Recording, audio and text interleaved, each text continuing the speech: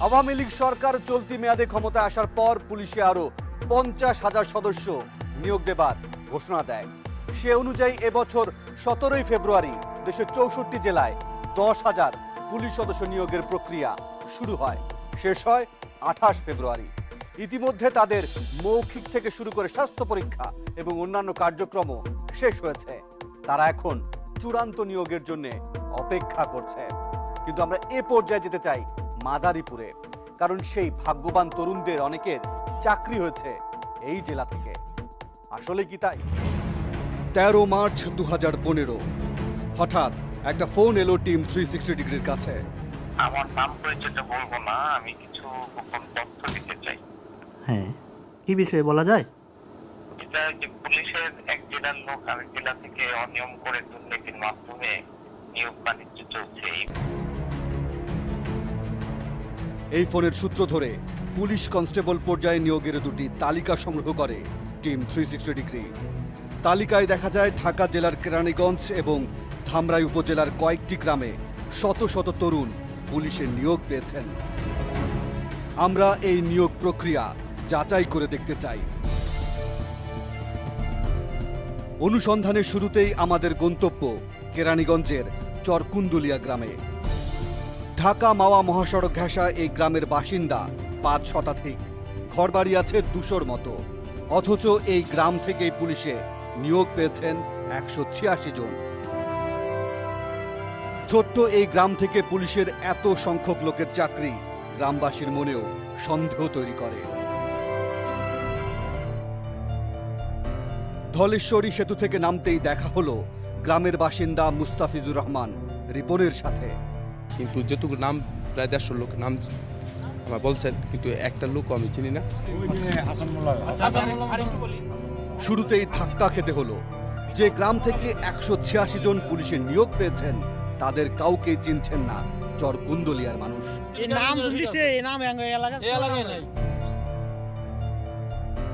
আমরা এই গ্রামে আরো অনেকের সাথে কথা বলতে চাই। হয়তো কেউ না কেউ পুলিশের নিয়োগ পাওয়া তরুণদের চিনতেও পারেন।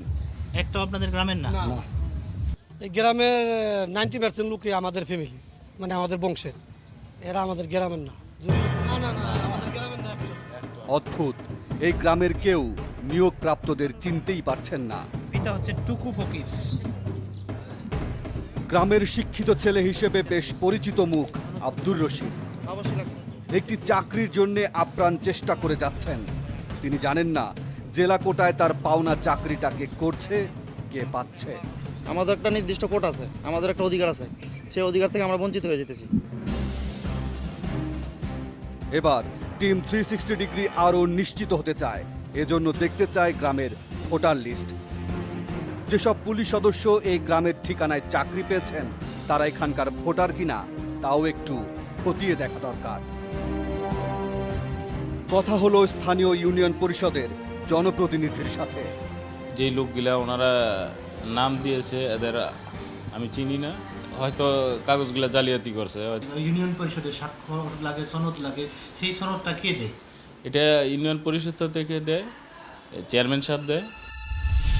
যে গ্রামের 186 জন তরুণ পুলিশ সদস্য হিসেবে নিয়োগ পেয়েছেন তাদের কাউকেই চিনতে পারছেন না গ্রামবাসী। এটা কি করে সম্ভব?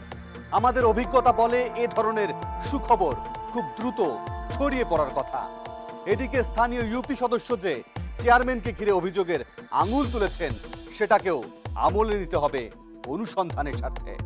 আমরা পুলিশের নিয়োগ পাওয়া সবার পরিচয় জানতে চাই। শুরু করা যাক ঢাকার ধামরাই থেকে। ধামরাইয়ের রামদাইর গ্রাম। গ্রামের জনসংখ্যা 500-র মতো, কাঁচা পাকা মিলে ঘরবাড়ি আছে প্রায় 250 শতাধিক। এই ছোট্ট গ্রাম থেকেও 36 জন পুলিশের চাকরি পেয়েছেন।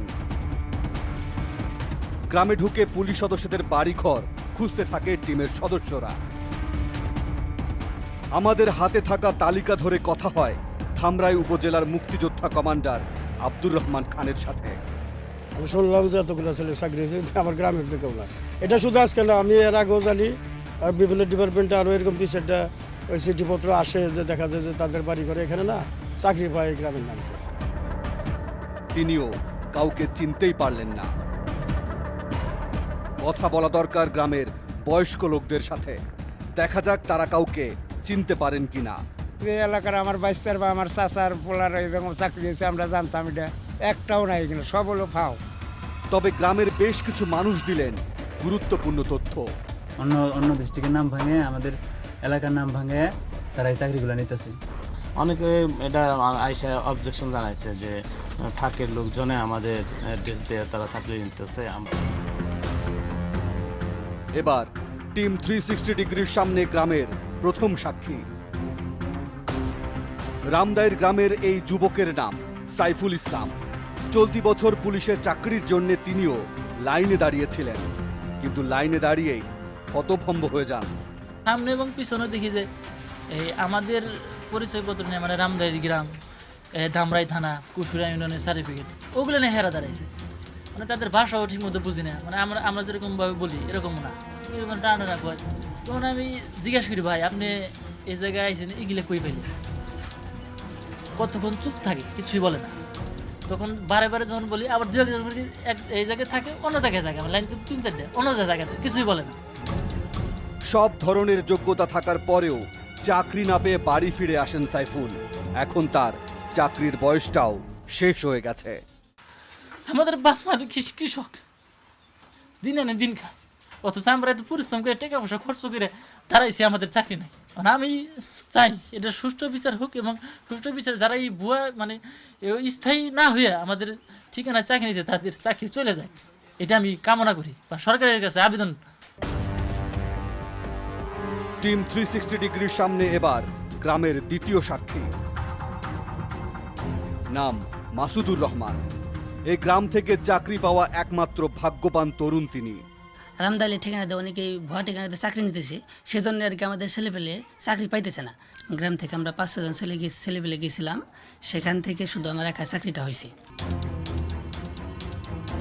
এই গ্রামে অন্তত একজনকে পাওয়া গেল যিনি 2015 সালে পুলিশের চাকরি পেয়েছেন। আমাদের হাতে থাকা তালিকার 36 জনের মধ্যে 35 জনকে এই গ্রামে খুঁজেই পাওয়া গেল না। রামদাইরের পাশের গ্রাম পান্নাখোলা। গ্রামের বাজারে কথা হলো এক বয়স্ক ব্যক্তির সাথে। এগুলো হয়তো বা বাহিরের সার্টিফিকেট সংগ্রহ করে যে এই কাজ করছে। তালিকায় থাকা কাউকেই চিনতে পারলেন না তিনি। কিন্তু পুলিশের নিয়োগ পাওয়া যুবকরা কিভাবে এই গ্রামের বাসিন্দা হলেন জানতে চাই স্থানীয় ইউনিয়ন পরিষদের চেয়ারম্যানের কাছে। এখন এইগুলো আমাকে বন্ধ করার উপায় নাই। মানে আমরা একটা জিনিস বুঝি, সেটা হলো যদি আমাদের কাছ পর্যন্ত আসে, ভেরিফিকেশন আসে, কিংবা যদি কোনো সংস্থা আসে, তাহলে কোনটা কোনটা ভুয়া আমরা লিখিত দিয়ে তাকে দিয়ে দিতে পারি। তার মানে এই গ্রামের ঠিকানা ব্যবহার করে যারা চাকরি নিয়েছেন তাদের কারো ঠিকানা সঠিক নয়। তাহলে প্রশ্ন হলো, তারা কিভাবে চাকরি পেলেন এবং তাদের আসল ঠিকানাই বা কোথায়? আমরা সেটা জানবো এবং আপনাদেরকে জানাবো। ফিরছি একটা বিরতির পর।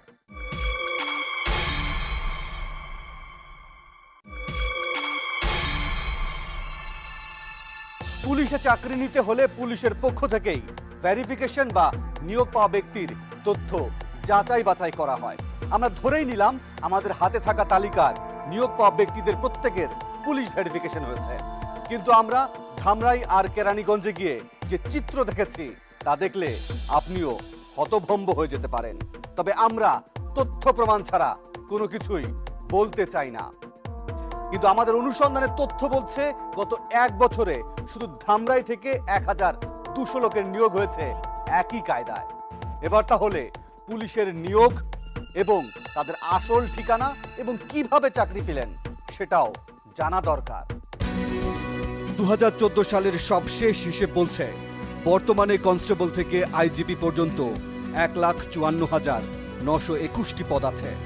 আর বাংলাদেশে 1133 জন মানুষের বিপরীতে রয়েছেন মাত্র একজন পুলিশ। বাংলাদেশ পুলিশের ওয়েবসাইটের তথ্য বলছে পুলিশে 2 পদ্ধতিতে নিয়োগ হয়ে থাকে, যার একটি বিসিএস পরীক্ষার মাধ্যমে, অপরটি পুলিশের নিজস্ব পরীক্ষা পদ্ধতি। বিসিএস পরীক্ষার মাধ্যমে অ্যাসিস্ট্যান্ট সুপারিনটেন্ডেন্ট পুলিশ অর্থাৎ এএসপি পদমর্যাদায় নিয়োগ শুরু। এরপর পদোন্নতি পেয়ে কেউ কেউ আইজিপি পর্যন্ত হয়ে থাকেন। আর অধস্তনদের মধ্যে এএসআই এবং সার্জেন্ট পদে নিয়োগ শুরু হয় পুলিশ বাহিনীর নিজস্ব রীতি অনুযায়ী। পাশাপাশি পুলিশের সর্বনিম্ন ধাপ কনস্টেবল পর্যায়ে নিয়োগ হয় একইভাবে। অভিযোগ আছে পুলিশের এই অধস্তন পর্যায়ে নিয়োগে সবচেয়ে বেশি দুর্নীতি হয়ে থাকে। ভুয়া সনদ ব্যবহার করে প্রতারণা, সেটার মধ্যে সীমাবদ্ধ নয়, এর মধ্যে আবার ট্রানজ্যাকশন হয়েছে, অর্থের লেনদেন হয়েছে। কাজে 2 দফা এবং 3য় দফা হচ্ছে যে যারা উচ্চ পর্যায়ে আছেন তাদের একাংশের ক্ষমতার অপব্যবহার করা হয়েছে। কাজে 3 ধরনের অপরাধ।